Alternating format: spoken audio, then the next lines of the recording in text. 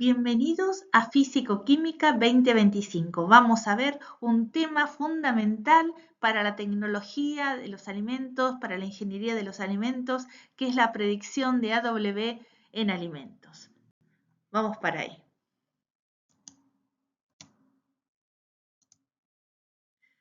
Todas las interacciones del agua con los solutos, que pueden ser electrolitos y no electrolitos, que están presentes en los alimentos, resultan en una disminución de la presión de vapor de agua. Entonces nosotros podemos expresar a cualquier alimento como si fuese una disolución, donde tenemos el solvente y el soluto. De esa forma, el solvente se va a expresar su potencial químico a través de la ecuación que estudiamos en multicomponentes. El potencial químico del solvente es igual al potencial químico del solvente puro a una determinada temperatura y presión más RT logaritmo de la actividad de ese solvente. La ley de Raoult nos decía que justamente hay una relación entre la presión de vapor que tiene esta disolución y la presión de vapor del solvente puro, y esa relación está dada por la actividad. ¿Qué es la actividad? Es la multiplicación del coeficiente de actividad por la fracción molar. Si tenemos un desvío de tipo negativo, el coeficiente de actividad va a ser un número que va a estar entre 0 y 1.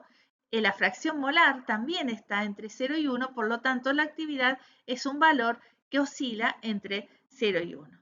Ahora, si nosotros tenemos un alimento, el solvente es agua, y entonces podemos expresar a la ley de Raoult como actividad acuosa es igual a la presión de vapor del alimento, de agua del alimento, sobre la presión de vapor del agua pura a la misma temperatura. Conocer el contenido de agua de un alimento es insuficiente para conocer su estabilidad. Quería demostrarles con un experimento muy simple esta afirmación. Tenemos un tubo en U donde voy a poner tetracloruro de carbono y agua, dos líquidos que son inmiscibles uno con el otro. En este extremo, bueno, los mezclamos y lo que va a hacer es que rápidamente se van a separar en fases. En este extremo vamos a tener la parte que tiene agua con muy pequeña una traza de tetracloruro de carbono. Y del otro extremo, todo lo restante, vamos a tener tetracloruro de carbono con una pequeña traza de agua. Si tenemos que expresar cuál es la actividad que tiene el solvente, agua aquí, lo tendría que expresar de esta manera. El potencial químico va a ser igual al potencial químico del agua pura, esa temperatura más presión, más RT del logaritmo de la actividad, en este caso del solvente agua. Del otro lado del tubo, en la fase de donde se encuentra el tetracloruro de carbono, si se encuentra en el equilibrio, el potencial químico del soluto, que acá justamente en esta zona es el agua, también se va a expresar de la misma manera. Por lo tanto, en esta porción que tenemos muy poca cantidad de agua, tenemos la misma actividad acuosa porque tenemos la misma presión de vapor que en este lugar donde tenemos una gran cantidad de agua.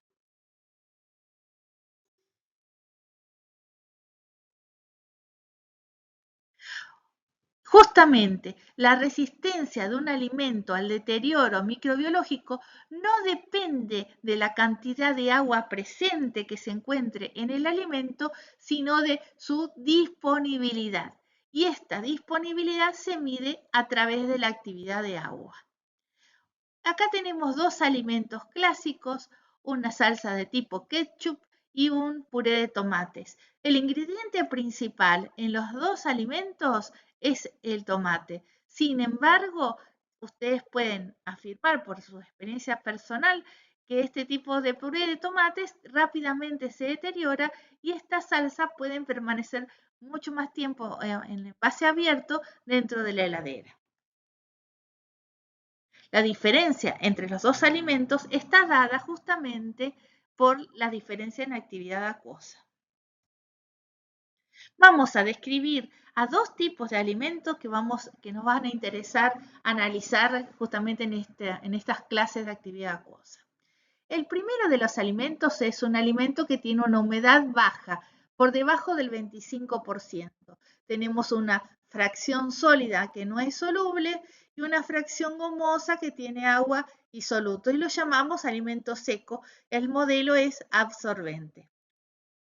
Y estos alimentos, por ejemplo, unas aceitunas en salmuera, tienen una fracción sólida no soluble y una alta fracción líquida superior a la humedad al 25% que tiene solutos y mucha cantidad de agua. Eso se llama alimento húmedo o de humedad intermedia, y el modelo de este alimento es una disolución. Nosotros ahora vamos a aprender cómo predecir la actividad acuosa de este tipo de alimentos, de la modelo de disolución. Pero antes de empezar con el tema, quiero comentarles unas cositas más sobre actividad acuosa. Bueno, acá tenemos en esta tabla varios alimentos y listada la actividad acuosa de cada uno de ellos. Por supuesto, los alimentos frescos, la cerveza, la leche, la carne, el pescado tienen una actividad de agua muy alta. Los huevos, los vegetales y las frutas también. El pan tiene una actividad acuosa entre 0,97 y 0,95.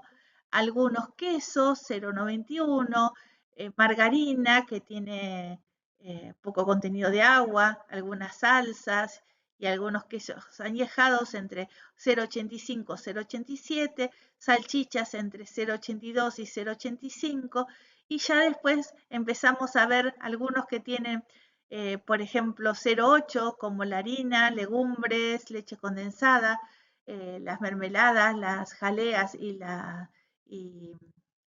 0,75, miel, caramelo, frutos secos entre 0,6 y 0,7. Y los productos deshidratados ya tienen como las pastas y las especias, las galletitas, la leche en polvo, ya tienen una W muchísimo menor a 0,5. ¿Y por qué saber? Es importante conocer la actividad acuosa que tiene el alimento, porque a partir de conocerlo podemos saber cuáles son los microorganismos que lo pueden deteriorar o aquellos microorganismos que son patógenos y que pueden sobrevivir en el alimento.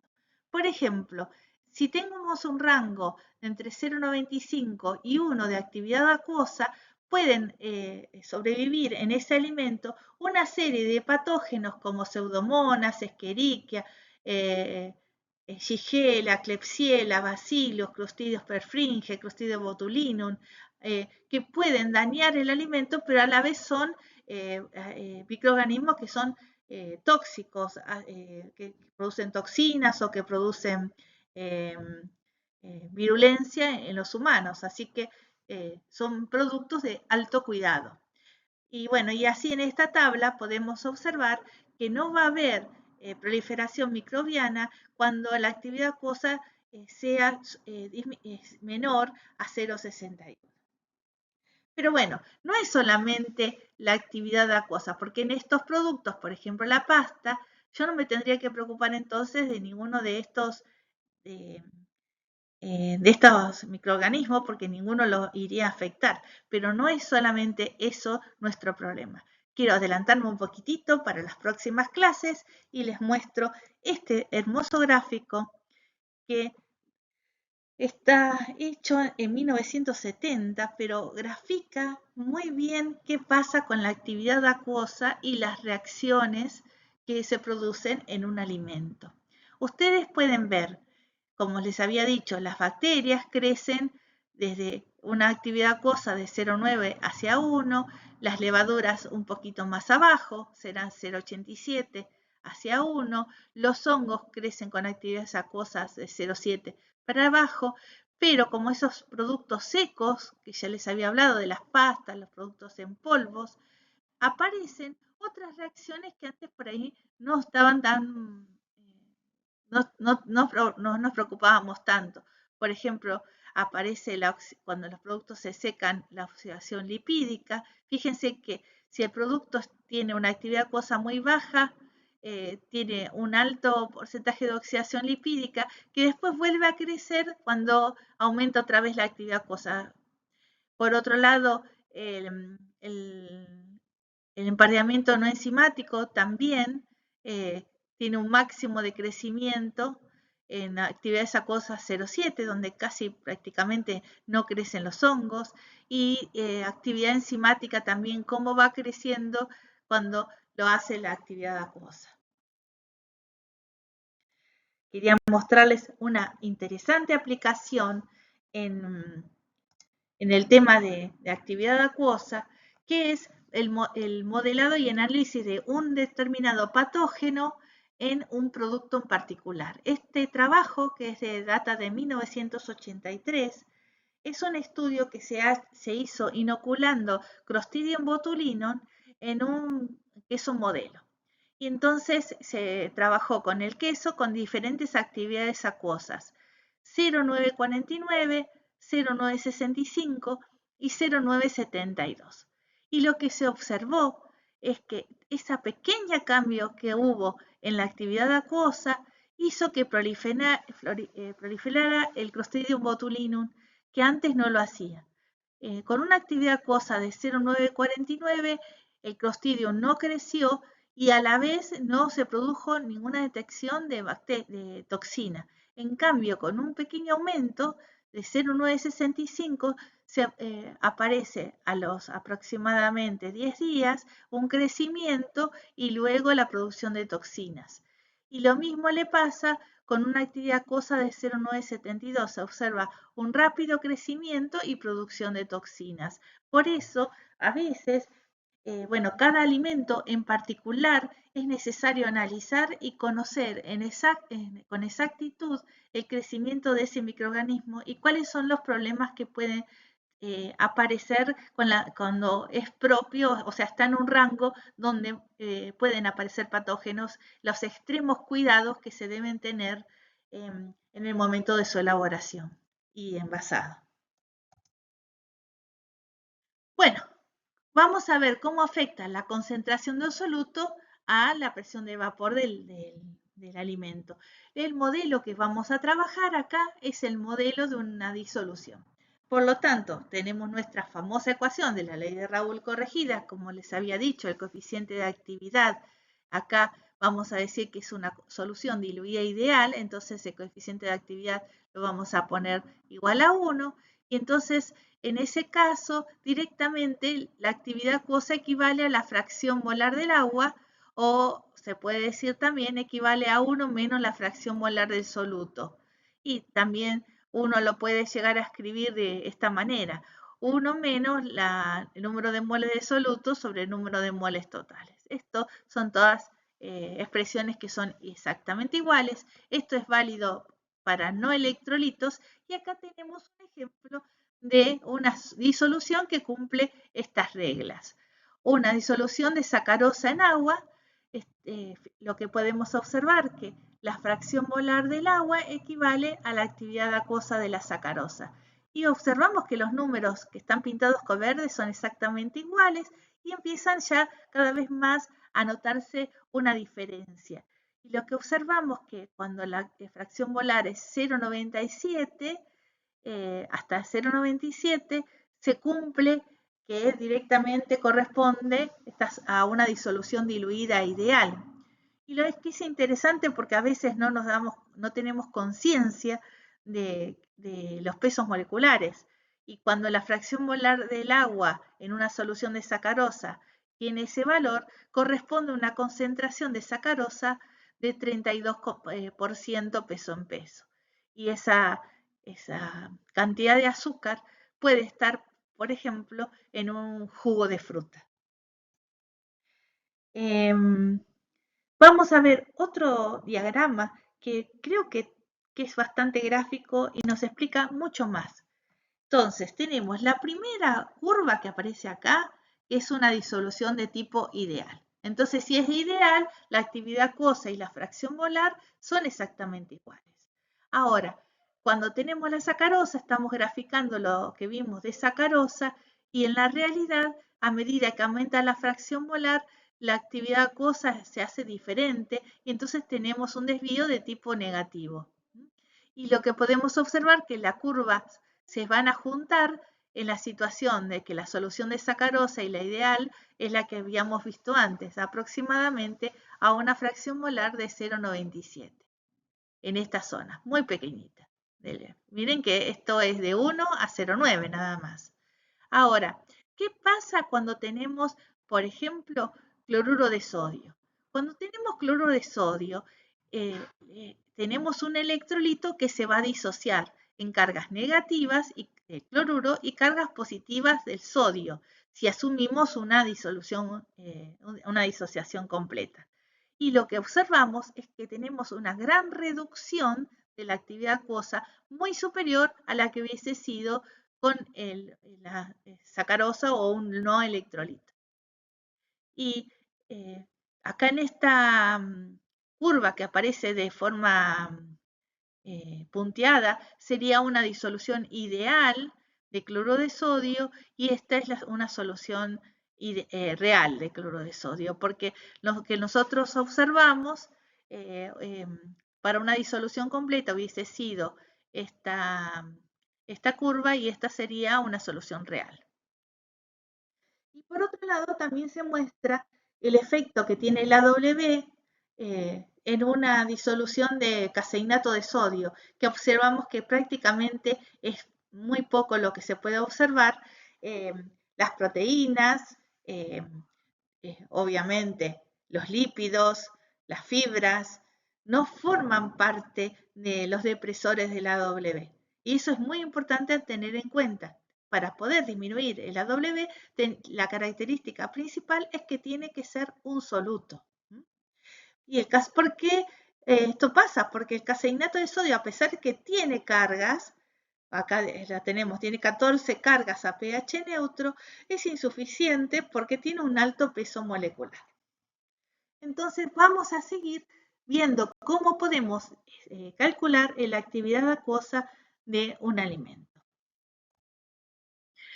La primera ecuación que les voy a presentar es la ecuación de Norris de 1966.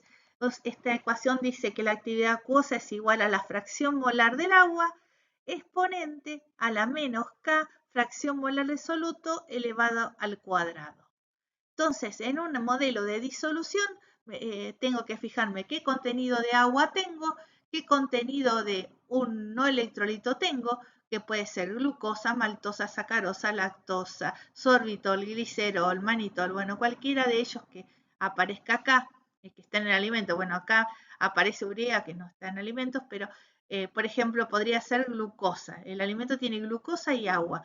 Entonces, con el porcentaje que tengo de glucosa, saco la fracción molar de glucosa, voy a elevarlo al cuadrado, me fijo en la tabla que K tiene, lo anoto acá, calculo la actividad acuosa y entonces ya sé, puedo predecir la actividad acuosa de ese alimento. Por ejemplo, un dulce de leche tiene en su composición, tiene agua, solutos tiene lactosa y tiene glucosa y también tiene sacarosa. Si yo conozco el contenido de cada uno de ellos, puedo conocer la actividad acuosa. Entonces, siempre el secreto para poder predecir la actividad acuosa es trabajar con soluciones binarias. O sea, voy a calcular primero la actividad acuosa considerando que el dulce de leche es una solución de sacarosa en agua. Ese calculo con la ecuación de Norris y lo dejo reservado. Luego vuelvo a pensar que el dulce de leche ahora es una disolución de lactosa en agua. Calculo el AW y lo dejo reservado. Y luego calculo nuevamente el AW considerando que el dulce de leche es una disolución de glucosa en agua y lo dejo reservado. Bueno, más adelante les cuento entonces que el AW del producto final va a ser la multiplicación de, en este caso, de los 3 AW calculados.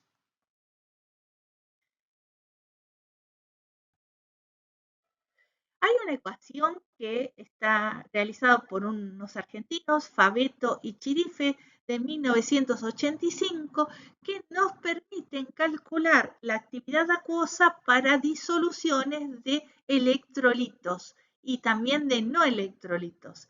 Esta ecuación es muy práctica porque es muy fácil de recordar y fíjense que dice la actividad acuosa es igual a 1 menos K asterisco, esta constante para no confundir con la de Norris, la llamamos K asterisco, por la molalidad.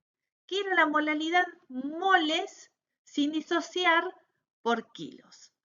Entonces, nosotros entramos en esta tabla, conocemos cuánto tiene de cloro de sodio, por ejemplo, y vamos a, podemos calcular los moles de cloro de sodio por kilo sin disociar, así que directamente lo anotamos acá y buscamos la constante que le corresponde al cloro de sodio y sacamos la actividad acuosa. Y lo mismo con los otros electrolitos, o sea que no electrolitos. Esta ecuación es válida para todo. En cambio, la de Norris es válida para los no electrolitos.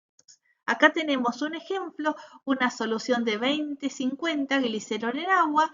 Calculo según la ecuación de Norris, calculo según la ecuación de Favetto y Chirife y me da la ecuación de Norris 0,922, la de Favetto y Chirife 0,925. Son ecuaciones que se pueden reemplazar una con la otra y no hay ningún inconveniente. Y como les decía, para finalizar, para una vez que tenemos los AW de cada una de las disoluciones, utilizamos la ecuación de Ross, que multiplicando el AW de cada uno llegamos al AW final del alimento. Bueno, espero que les haya gustado. Muchas gracias por la atención.